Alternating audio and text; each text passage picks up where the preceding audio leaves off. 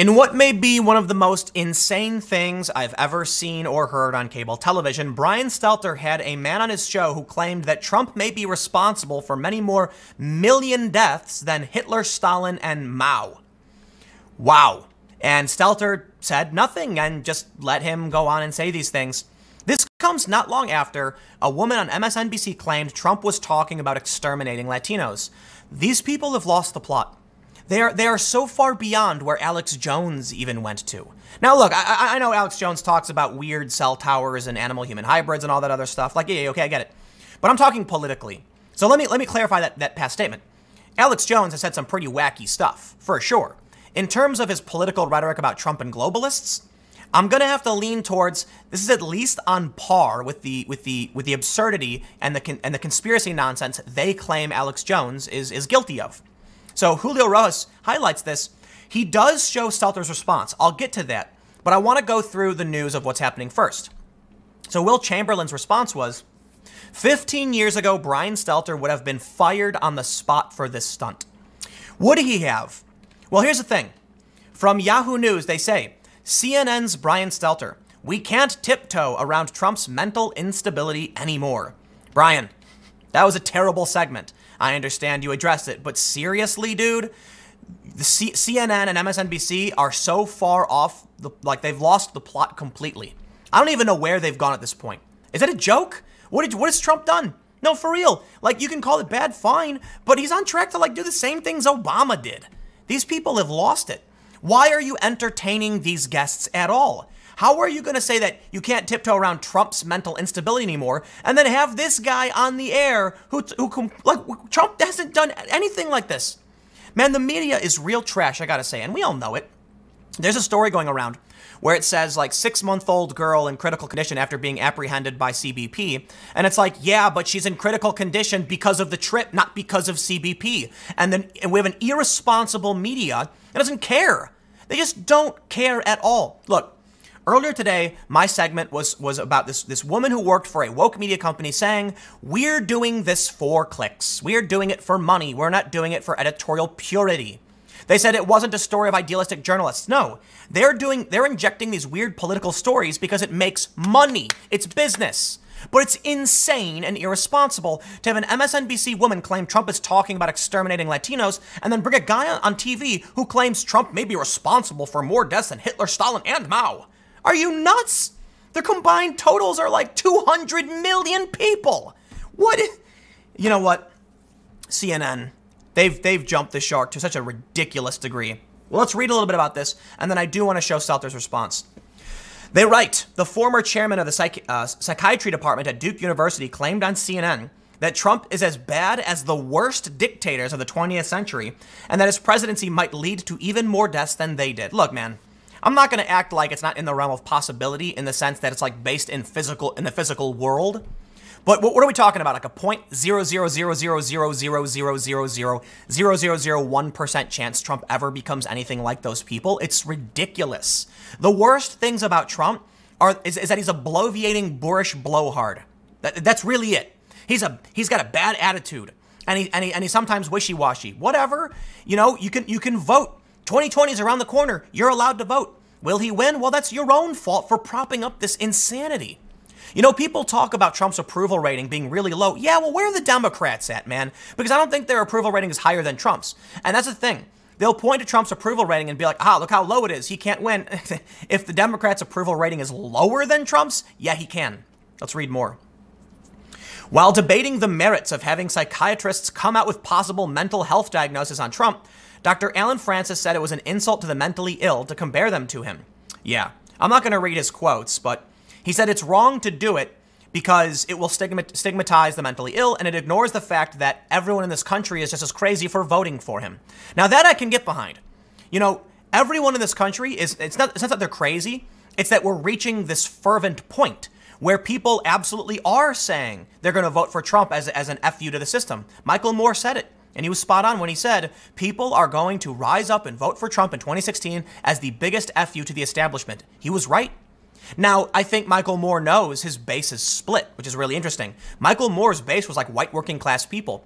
Well, the unions don't like the Green New Deal for the most part, and the unions don't like the abolishing private health care. So now you're losing your base. So Michael Moore is now pandering to the far left. I don't even know what's going on with that guy. But anyway, many people know they're not voting for normalcy. They're voting for something else. You can call it crazy in sort of like a hyperbolic sense, like not literal, like figurative, like everyone's just gone so nuts that they're like, we're pulling out all the stops. I just don't see, first of all, this is incorrect. It's ridiculous how they'll go up on TV and say, oh, Trump's nuts, and they ignore Hillary Clinton being sick, right? They'll say, Donald Trump is mentally ill. We can't ignore his mental instability. And when people make comments about Joe Biden, it's like, oh, come on. Oh, he just slurred. It was a slip of the tongue. No, Joe Biden's out there, man. And when people were noticing that Hillary Clinton kept coughing and falling, they said, she's not sick. What do you mean? And then finally admitted it. You can see how the media plays a double standard. Well, let's jump over to what how Brian Stelter responded.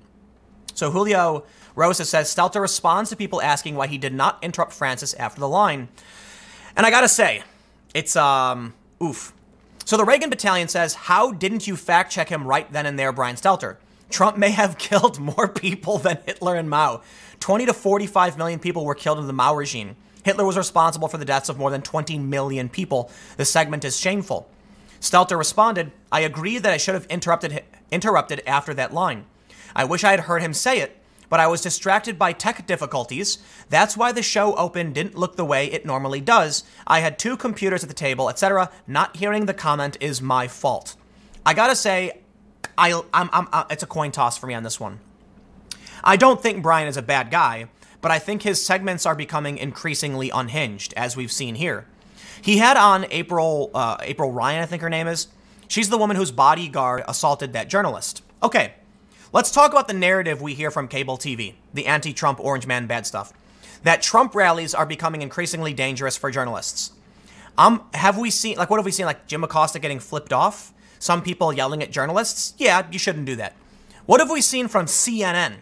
The bodyguard of a CNN contributor actually physically grabbed a guy, stole his stuff, and then he had to go get it back. I think the guy was charged with theft, and then physically removes him from a building. You want to talk about who's creating a danger to the press? There's more evidence CNN is doing that. Look, man, I think Brian Stelter is willing to engage in an honest conversation, and I'm glad he addressed this. But I think it's time to take a deep look within. And when you're doing segments tiptoeing around Trump's instability, I gotta say, when you don't do that for Hillary, or when you dismiss it, it's painfully obvious what you're doing. CNN is so desperate for ratings. It's plain as day.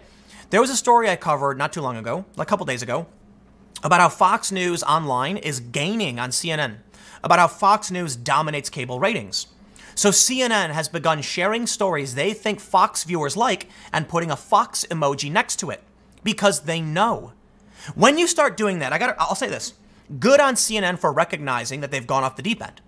But then when you see, you've got to pull yourselves back from the edge, man, because that's where you are. I love how people say that, I've changed and that my content is, pandering. It's well, hold on. Talking about I changed. I show all the graphs, all the charts on the left going off the deep end. And there are quotes from me in 2012 saying the exact same thing I say today. I've always been critical of the media. I've always been critical of the black bloc far left, extremists. And I still am today. My opinion hasn't changed. The only thing is, those crazy people are now working for CNN. They're working for the New York Times. They're being praised and promoted by CNN staff. CNN is standing on the edge. After I got attacked during Occupy Wall Street, MSNBC invited me on the air to talk about it and condemn the violence. Today, you have people at CNN acting like what was it? Chris Cuomo posted that image where it said, anti-fascists storming the beach, and it was World War II soldiers. Freedom Tunes has a great cartoon that shows, makes the point. If you took soldiers from World War II and brought them to today, they would be freaked out. In fact, the left would call them Nazis. So here's the point I'm trying to make about what Brian Stelter is saying, about the people he's having on the air. I lean towards not believing his statement about tech difficulties. It seems strange because CNN increasingly is embracing this insane rhetoric. Insane. And MSNBC did basically the same thing. They're standing up on TV screeching as hard as they can that the orange man is worse than Hitler. I kid you not. They say he may be responsible for more deaths than Hitler. CNN literally ran that segment. They've lost it. They've absolutely lost the plot. So I can only say this. When I see all of this rhetoric, I can't imagine Trump losing. Maybe I'm wrong. But if the ratings desperation is there and it's that bad, the media is in serious trouble. They're scraping the bottom of the barrel so hard they're pulling up wood chips. That's how insane things have gotten. And you know what this is going to lead to? Escalation. Because people believe this stuff. Stelter didn't address it on the air. He didn't call this out. He admits he should have, but too bad. You didn't do it. You let this rhetoric go. The same thing for the MSNBC woman. She apologizes later, but so what? It already went out. And people are going to believe the insanity. And then we see, what do you think we're going to see? We're going to see violence because of this. So, you know what? I do keep these segments short. I'll leave it there. Stick around. Next segment will be tomorrow at 10 a.m. Podcast every day at 6:30 p.m. Thanks for hanging out. I'll see you all next time.